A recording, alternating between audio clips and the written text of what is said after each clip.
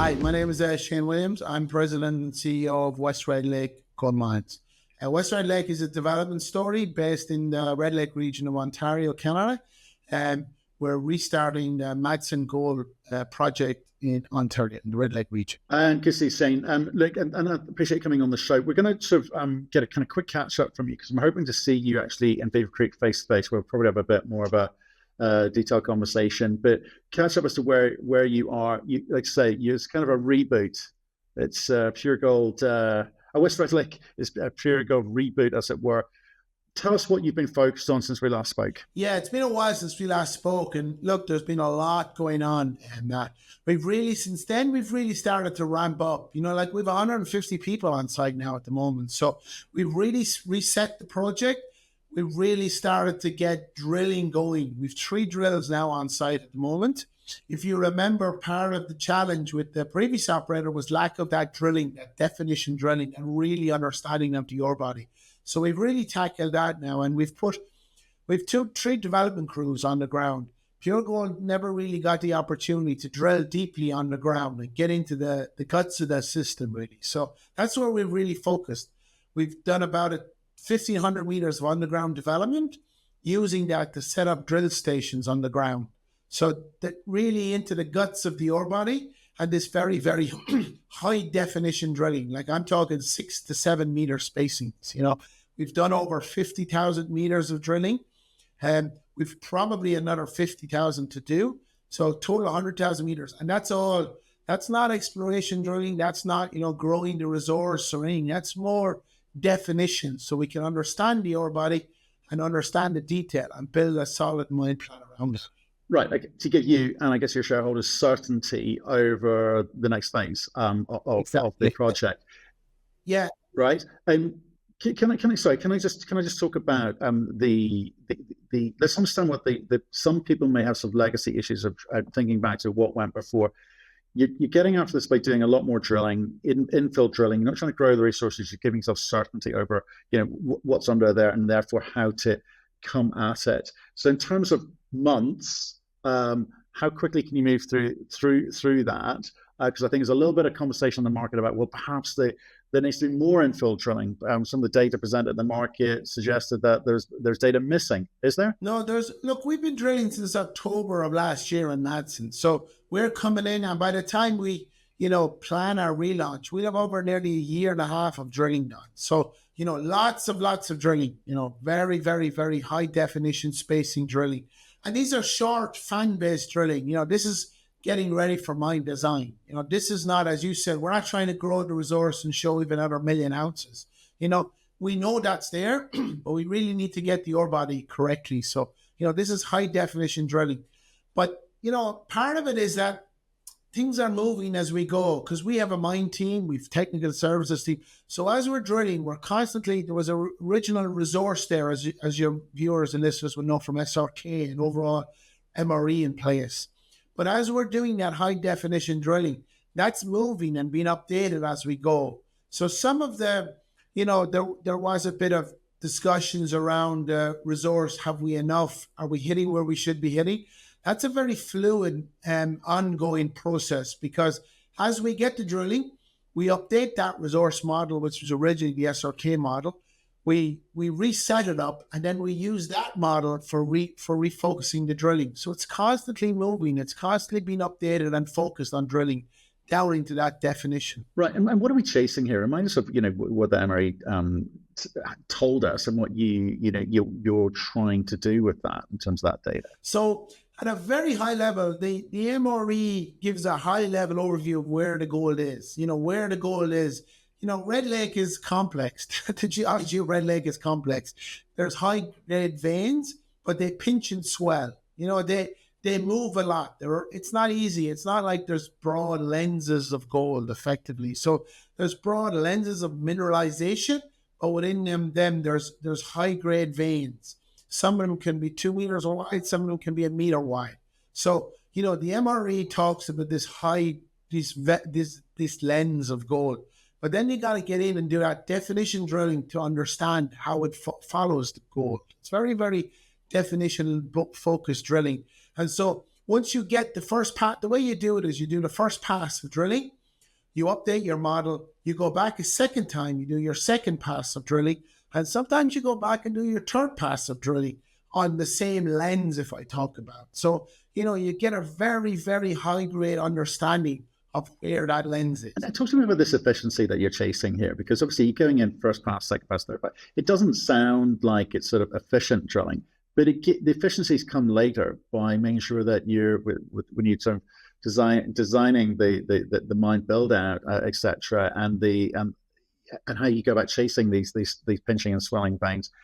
How does that efficiency work further down the line with this increased data up front? Yeah.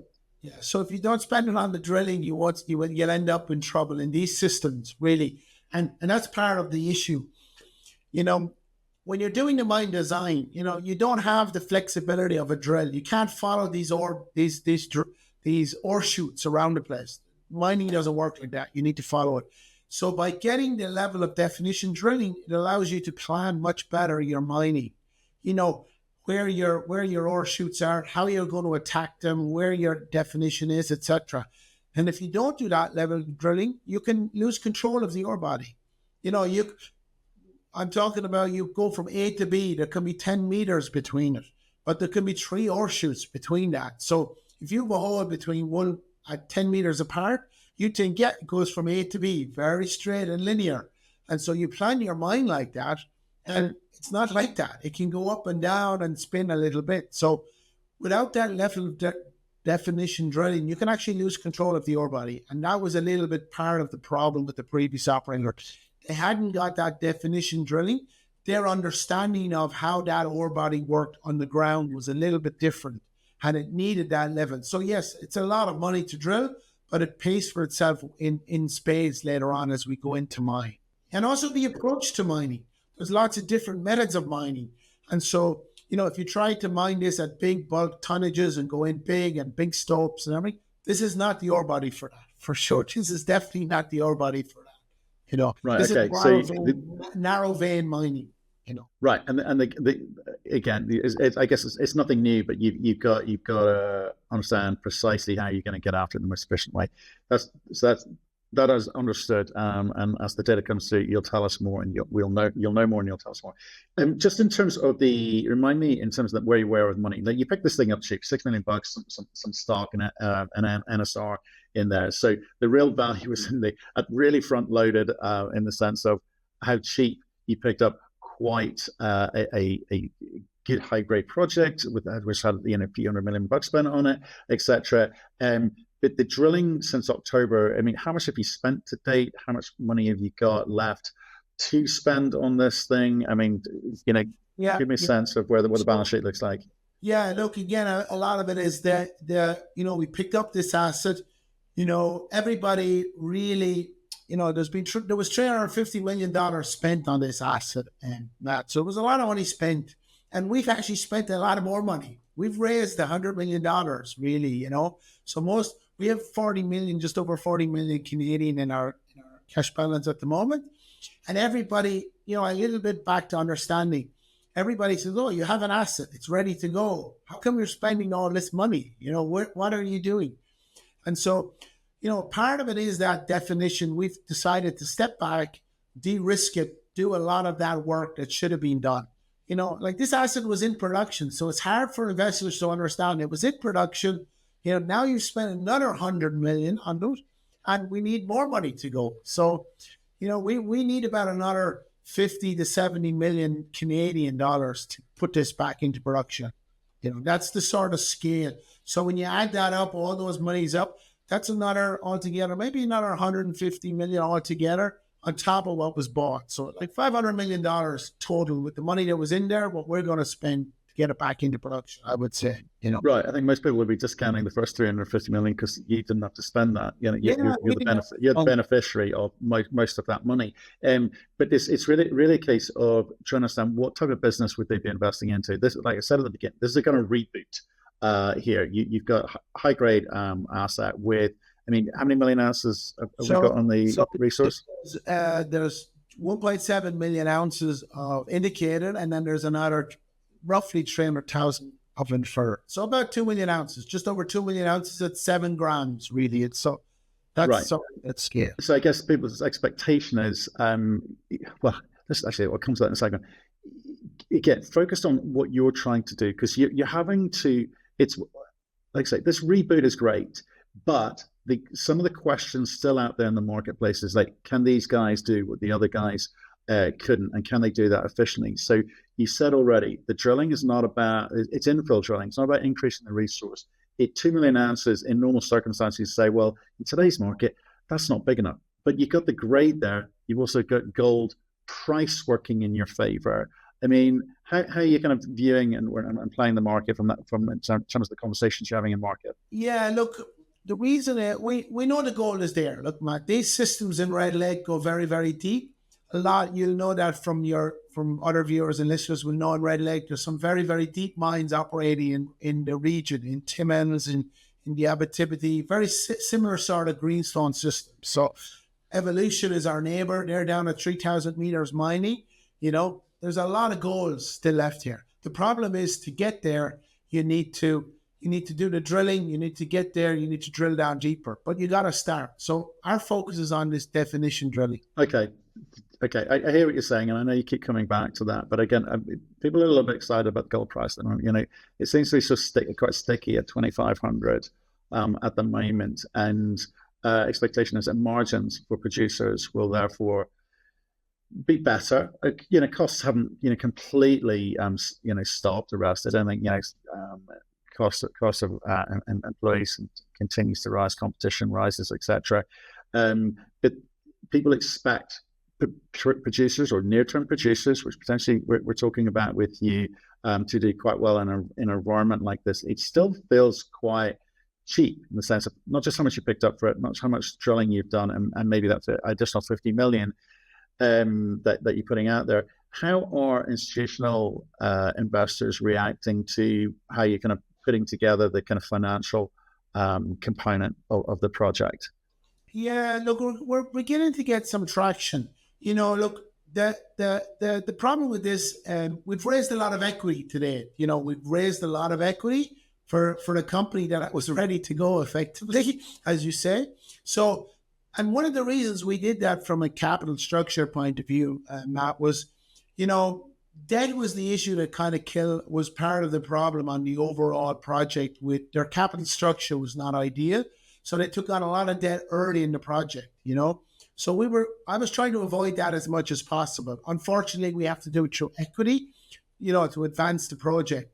So we're getting to a point now, as we look going forward, to be looking at other alternatives to finish that last piece of capital. My plan is not to do a lot more equity to finish the project. That's kind of, but I needed to have a plan that we believe in, we de-risked, we're really sure of it before we look at things. We're looking at things like a royalty, potentially a stream. It's not a large amount. It's 50 million Canadian. It's not a large amount of money to get there. And we are looking at some alternatives to put that in place. So investors like that because we've raised a lot of equity. They're saying, okay, where are we going now? And how are we doing this?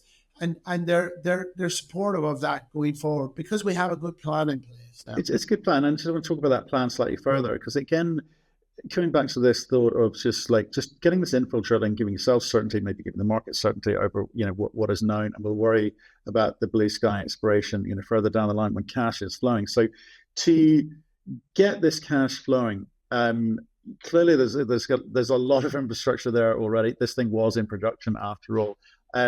How much do you think you'll be able to process initially with that kind of restart of with using the existing equipment before you look to kind of scale up? And what does that mean in terms of cash flow potentially if you can get that right? Well, look again. Given the history of it, it's very important for us to just get what we have right. We're not going to talk about scaling up. There is a lot of potential to scale up, but again, I can't go out there and say, a lot of companies go out and say, we're going to start and we're going to grow by 5 times X over the next 5 years. For us, it's about what we have, getting that right, getting the 800 tons a day is sort of the mill permitted for. It can go much bigger, but we want to get that 800 tons a day consistently producing gold. It would be around 60 to 70,000 ounces a year. Not a big project, not a big, huge project. But I think for us, it's more important to get that running, set a base, and then talk about growing. I think that's very important for the market for us to come out and show that. For sure, and I appreciate the kind of the cautious nature of the commentary from you for sure, okay, especially with given some of the things that are going on in the market, have gone in the market in the last 6 months with others. The mill itself, 800 today, expansion capacity up to potentially 1,500. That there'll be a capital cost for that, so that's probably not on the list of things to do in day one. But are things like ore sorters and other kinds of efficiency drives on the table for you? And so, what are you looking at? Well, we are looking at, we have, again, it goes back to that infrastructure we have on place. Actually, we have a shaft on the project. We have a 1,200 meter shaft on the project, which in Canada is the key to these deep deposits. Today, a lot of companies have put in a new shaft. It's $400 or $500 million to put in a shaft. So the next phase of that expansion would be getting the shaft up and running down the road, year 3, year 4, as we get down deeper. So that's a real efficiency driver versus trucking the material versus the shaft. It's $20 a ton to truck it. It's $4 a ton to skip it in the shaft. So, they're real game changers. But again, they're down the road a little bit, they're down the road. But again, we have a great base to work from. There's no such thing as we need huge capital infrastructure, huge expansions, doubling of capital infrastructure, new mill. None of that is needed. It's tweaks on the existing base, really. For me, that's key. It's tweaks on the existing base. We're putting in, we have a tailings dam there as an example to give you with a permit in place. We're putting a small lift on the tailings dam now. It's costing us $1 million to put it on. But that gives us a 10-year runway of tailings for the next 10 years. So there'll be no ongoing lifts or nothing like that. They're the sort of values that are already inherent in the project, really. Right. Okay. And tell me, okay, you sort of referenced this in the sense that the problems with the kind of previous setup was more about balance sheet, cost of money, and that kind of whole financing, and perhaps rushing into the unknown. From what you've seen and what you're doing at the moment, are you seeing any issues with the ore body, the metallurgy, and the kind of the physical aspect of what you've got? And I just come back a little bit. I'll answer that in a different way. That this mine was mined in the old days. The old timers mined this mine sometimes, man, and we're actually finding that. And their average grade was 9 grams. They pulled 1.5 million ounces for 9 grams. And we're finding that as we're doing the work and doing the detail, the level of drilling, we're actually coming back to that narrow vein mining sort of approach. And that thing, we're actually finding better in the resources. We're actually finding higher grade because of that level of definition. The tons and the grade are actually going up from that level of definition. There was a lot of material left behind. And we have found some new areas. Some of our recent drilling we focused on is called this North Austin area. We've mentioned in press release. That's a whole new area, actually. That's a whole new area in the ore body that was known by Pure Gold, but we've gone in there and expanded it. So there's a lot of upside here that when we do the work and take your time, there's a lot of upside here we're finding by doing that work. Okay. And like I said, we're going to have a better conversation, I think, when we see in Beaver Creek. It was like kind of like those live conversations here. But I guess what I'm feeling from this is there's no arm waving yet, despite the 2,500 plus gold price from you. No arm waving, despite the sort of M&A we see out there. But you've got to be conscious of that. Yeah, look, there is a bit of that. Look, there's definitely no arm waving for me. I'm not that kind of arm waver for sure. But there is a lot of interest in the gold sector now. Look, I find we're getting calls out of the blue now as people are beginning to get into the space and look for stories. And I think when I present the story and people understand that there's a bit of interpretation at first because of the history, but when I present the story, they go, oh, that's interesting. And they start to get more involved and they're looking for restarts because, as you well know, some exploration stories can be 10 years to build a mine today. And with gold moving in the next number of years, they want stories that can get back into production. So yes, we are getting a lot more interest in those, particularly high-grade stories in Ontario that are close to production. That is beginning to resonate with the market now. Right. Okay. Well, I think the market's getting used to hearing this West Red Lake story now, and the way you're going about it. I'm particularly encouraged by that for sure. Shane, appreciate your time today. Look forward to seeing you in a couple of weeks up the mountains at Beaver Creek. See you there. Excellent. Thank you very much. See you there, Matt.